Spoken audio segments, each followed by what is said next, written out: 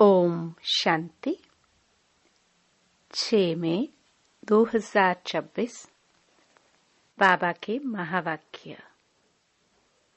मीठे बच्चे, जब तुम संपूर्ण पावन बनोगे तब ही बाप तुम्हारी बलिहारी स्वीकार करेंगे। अपनी दिल से पूछो, हम कितना पावन बने हैं। प्रश्न, तुम बच्चे अभी खुशी खुशी से बाप पर बलि चढ़ते हो, क्यों? उत्तर, क्योंकि तुम जानते हो अभी हम बलिहार जाते हैं तो बाप 21 जन्मों के लिए बलिहार जाते हैं। तुम बच्चों को यह भी मालूम है कि अब इस अविनाशी रुद्र ज्ञान यज्ञ में सब मनुष्य मात्र को स्वाहा होना ही है। इसलिए तुम पहले ही खुशी खुशी से अपना तन मन धन सब कुछ स्वाहा कर सफल कर लेते हो। गीत मुखड़ा देख ले प्राणी। ओम शांति। शिव भगवानुवाच, जरूर अपने बच्चों प्रति ही नॉलेज सिखाते हैं व श्रीमत देते हैं। हे बच्चों व हे प्राणी, शरीर से प्राण निकल जाते हैं व आत्मा निकल जाती है, एक ही बात है। हे प्राणी अथवा हे बच्चे, तुमने देखा कि मेरे जीवन में कितना पाप था और कितना पुण्य था। हिसाब तो बता दिया है। तुम्हारे जीवन में आधा कल्प पुण्य आधा कल्प पाप होते हैं। पुण्य का वर्षा बाप से मिलता है, जिसको राम कहते हैं।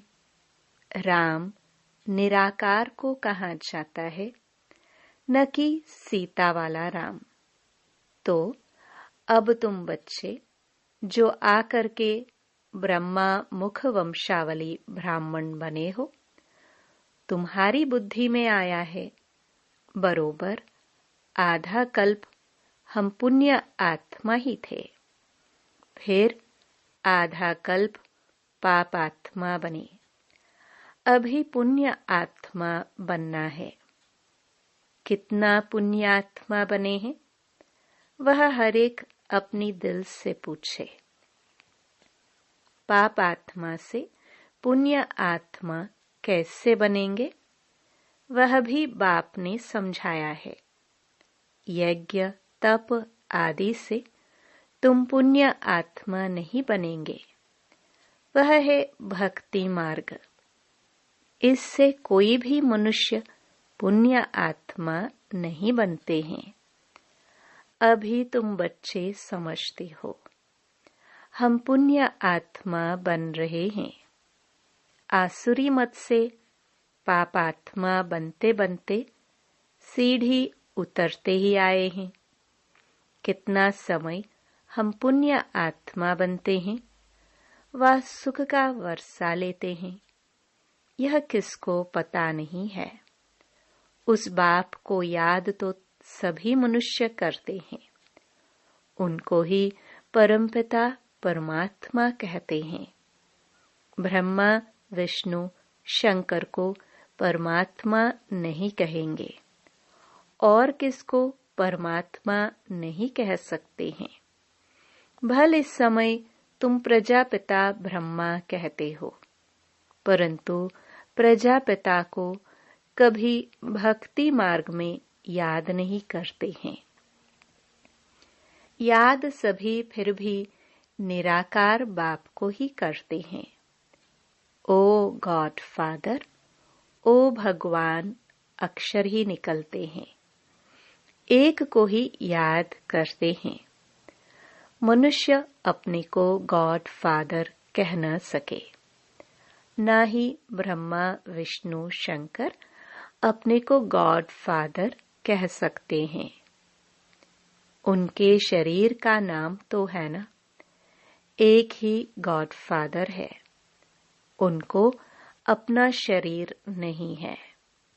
भक्ति मार्ग में भी शिव की बहुत पूजा करते हैं।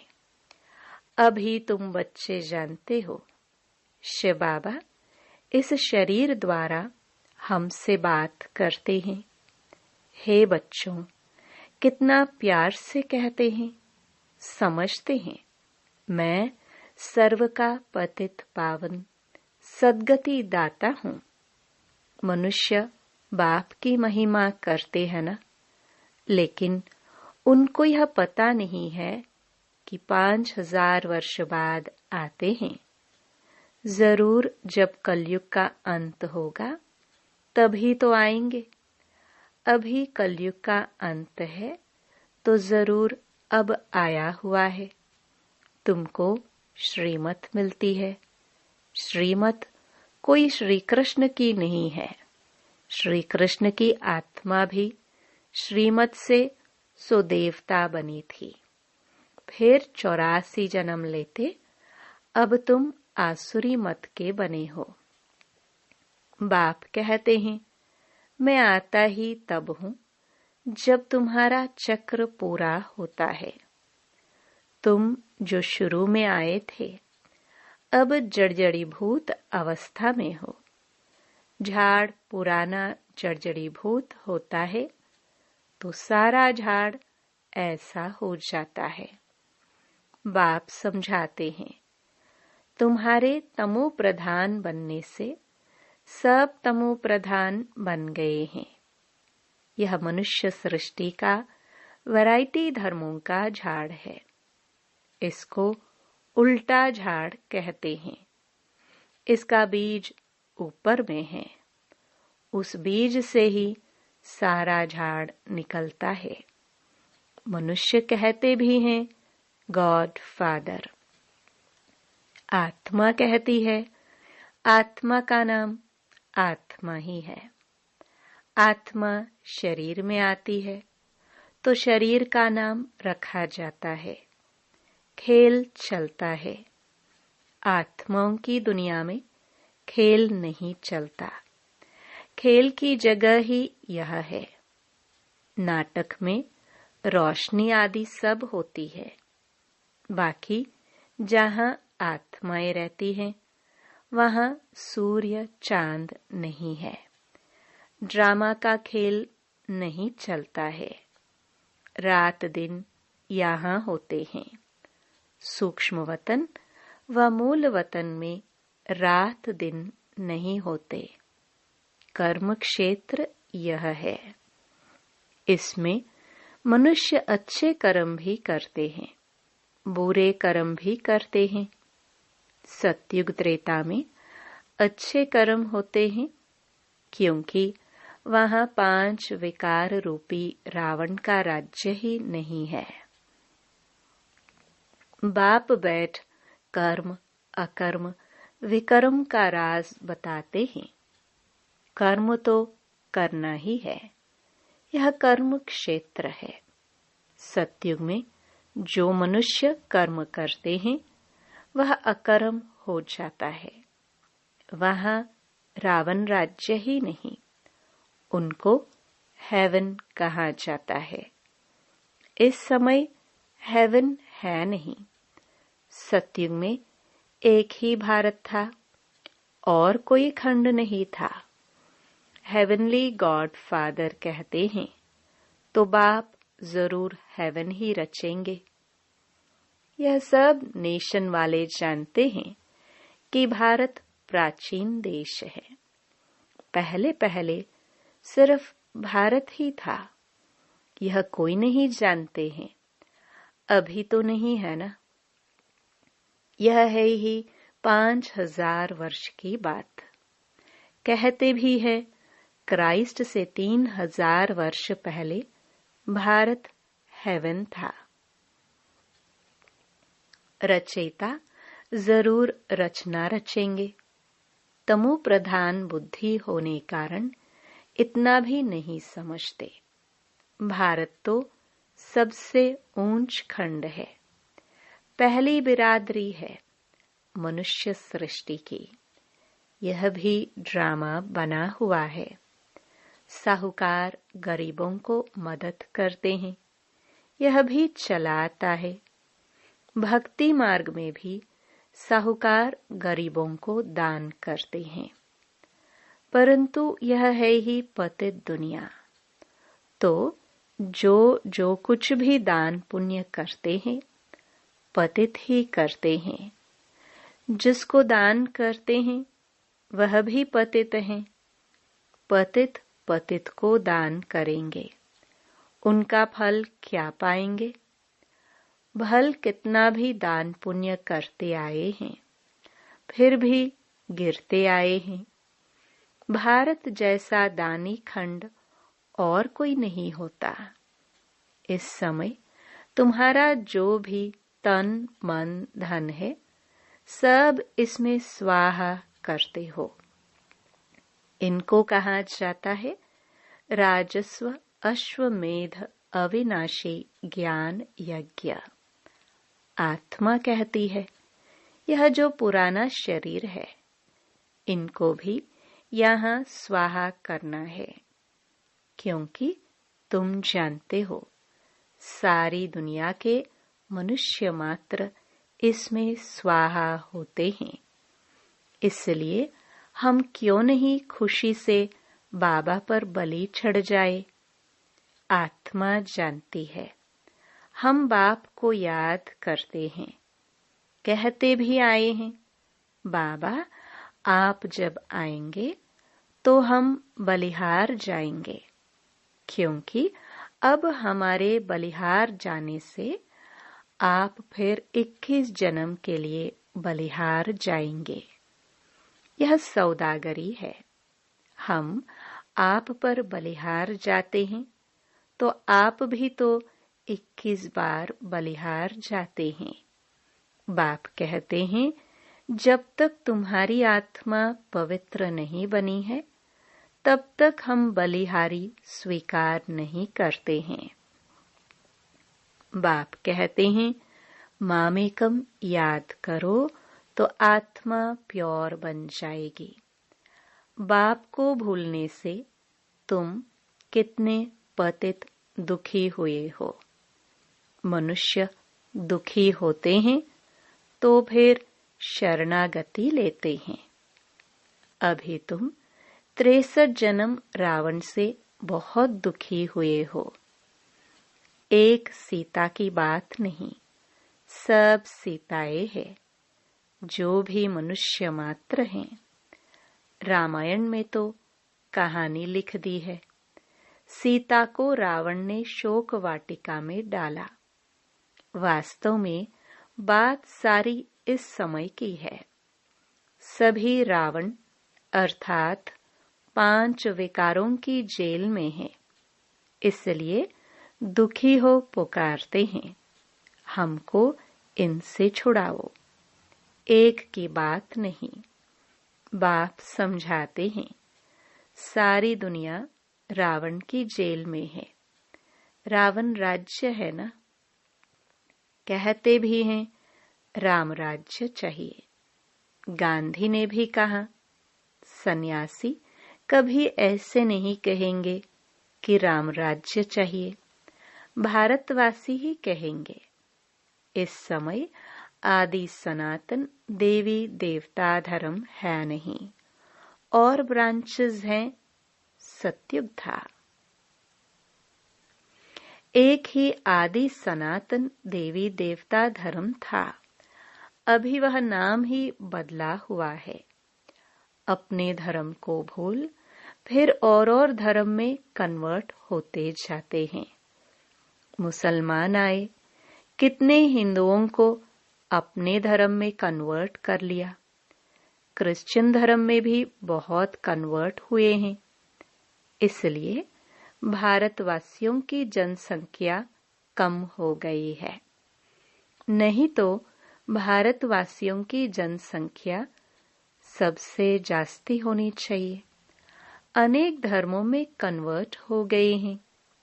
बाप कहते हैं, तुम्हारा जो आदि सनातन देवी देवता धर्म है वह सबसे ऊंच है, सतो प्रधान थे।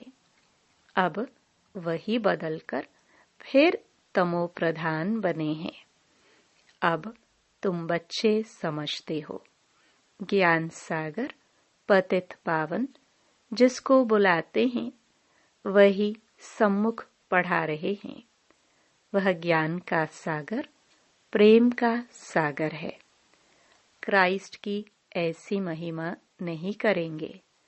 श्री कृष्ण को ज्ञान का सागर, पतित पावन नहीं कहा जाता है। सागर एक होता है, चारों तरफ ऑलराउंड सागर ही सागर है। दो सागर नहीं होते हैं। यह मनुष्य सृष्टि का नाटक है। इसमें सबका अलग अलग पार्ट है। बाप कहते हैं, मेरा कर्तव्य सबसे अलग है। मैं ज्ञान का सागर हूँ। मुझे ही तुम पुकारते हो, हे पतित पावन। फिर कहते हो लिबरेटर। लिबरेट किससे करते हैं यह भी कोई नहीं जानते। तुम जानते हो। हम सत्युग त्रेता में बहुत सुखी थे। उसको स्वर्ग कहा जाता है। अभी तो है ही नरक, इसलिए पुकारते हैं। दुख से लिबरेट कर सुख धाम में ले चलो। सन्यासी कभी नहीं कहेंगे कि फलाना स्वर्गवासी हुआ। वह फिर कहते हैं पार निर्वाण गया। विलायत में भी कहते हैं लेफ्ट फॉर हेवनली अबॉर्ड। समझते हैं गॉड फादर पास गए। हेवनली गॉड फादर कहते हैं। बरोबर हेवन था, अब नहीं है। हेल के बाद हेवन चाहिए। गॉड फादर को यहाँ आकर हेवन स्थापन करना है। सूक्ष्म वतन, मूल वतन में कोई हेवन नहीं होता है। जरूर बाप को ही आना पड़ता है। बाप कहते हैं, मैं आकर प्रकृति का आधार लेता हूँ। मेरा जन्म मनुष्यों मुआफिक नहीं है। मैं गर्भ में नहीं आता हूँ। तुम सभी गर्भ में आते हो। सतयुग में गर्भ महल होता है, क्योंकि वहां कोई विकर्म होता नहीं जो सजा भोगे, इसलिए उसको गर्भ महल कहा जाता है। यहाँ विकर्म करते जिसकी सजा भोगनी पड़ती है, इसलिए गर्भ जेल कहा जाता है। यहाँ रावण राज्य में मनुष्य पाप करते रहते हैं। यह है ही पापात्माओं की दुनिया। वह है पुण्य आत्माओं की दुनिया, स्वर्ग। इसलिए कहते हैं पीपल के पत्ते पर श्री कृष्ण आया। यह श्री कृष्ण की महिमा दिखाते हैं। सतयुग में गर्भ में दुख नहीं होता है। बाप कर्म, अकर्म, विकर्म की गति समझाते हैं, जिसका फिर शास्त्र गीता बनाया है। परंतु उसमें शिव भगवानुवाच के बदले श्री कृष्ण का नाम डाल दिया है। अब तुम जानते हो, हम बेहद के बाप से बेहद सुख का वर्षा लेते हैं। अभी भारत रावण से श्रापित है, इसलिए दुर्गति हो गई है। यह बड़ा श्राप भी ड्रामा में नोंधा हुआ है। बाप आकर वर देते हैं, आयुष्वान भव, पुत्रवान भव, संपत्तिवान भव। सभी सुख का वर्षा देते हैं, तुमको आकर पढ़ाते हैं, जिस पढ़ाई से तुम देवता बनते हो। यह नई रचना हो रही है। ब्रह्मा द्वारा तुमको बाप अपना बनाते हैं। गाया भी जाता है प्रजापिता ब्रह्मा। तुम उनके बच्चे ब्रह्मा कुमार कुमारियां बने हो। दादे से वर्षा बाप द्वारा लेते हो। आगे भी लिया था, अब फिर बाप आया है। बाप के बच्चे तो फिर बाप के पास जाने चाहिए, परंतु गाया हुआ है प्रजापिता ब्रह्मा द्वारा मनुष्य सृष्टि की स्थापना होती है, तो यहाँ होगी ना। आत्मा के संबंध में कहेंगे हम भाई भाई है। प्रजापिता ब्रह्मा की संतान बनने से तुम भाई बहन बनते हो। इस समय तुम सब भाई बहन हो। तुमने बाप से वर्षा लिया था, अब भी बाप से वर्षा ले रहे हो। शिव बाबा कहते हैं मुझे याद करो। तुम आत्मा को शिव बाबा को याद करना है। याद करने से ही तुम पावन बनेंगे, और कोई उपाय नहीं है। पावन बनने सिवाय तुम मुक्ति धाम में जा भी नहीं सकते हो। जीवन मुक्ति धाम में पहले पहले आदि सनातन देवी देवता धर्म था, फिर नंबरवार और धर्म आए। बाप अंत में आकर सबको दुखों से मुक्त करते हैं।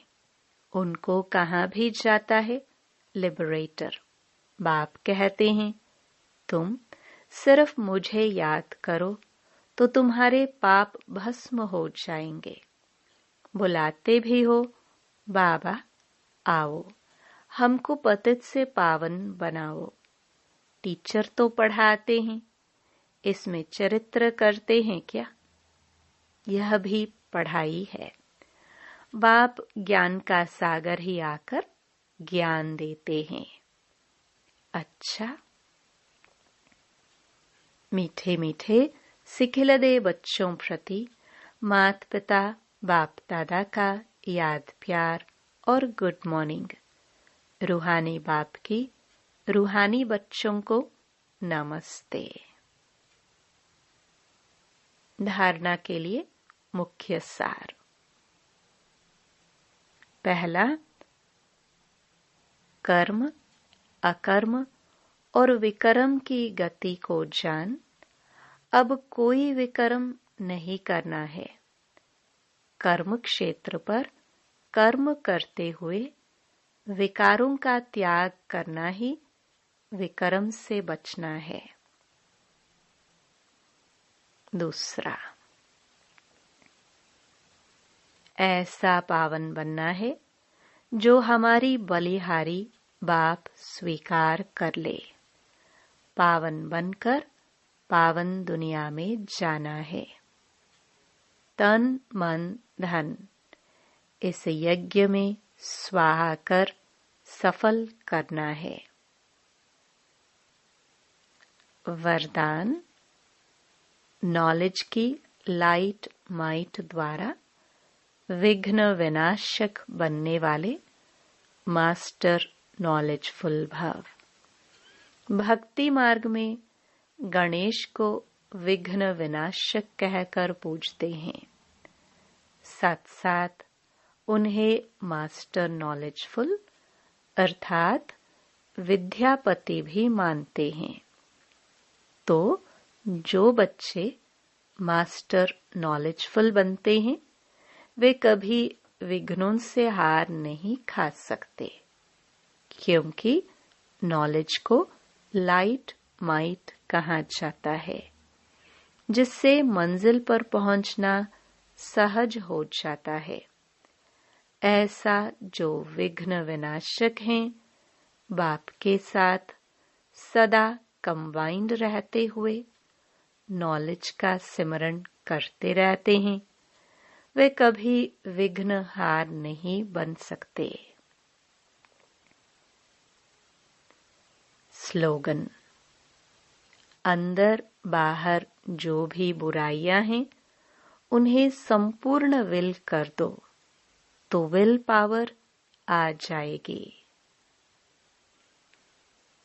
ये अव्यक्त इशारे: सदा अचल अडोल एकरस स्थिति का अनुभव करो। अभी अनुभवी बन औरों को भी अचल अडोल बनाने का अनुभव कराने का समय है। अभी खेल करने का समय समाप्त हुआ। अब सदा समर्थ बन निर्बल आत्माओं को समर्थ बनाते चलो। आप लोगों में निर्बलता के संस्कार होंगे तो दूसरों को भी निर्बल बना देंगे। ज्ञान की हर पॉइंट का अनुभवी बनने के लिए एकांत प्रिय बनो। एकाग्रता का अभ्यास बढ़ाओ। ओम शांति।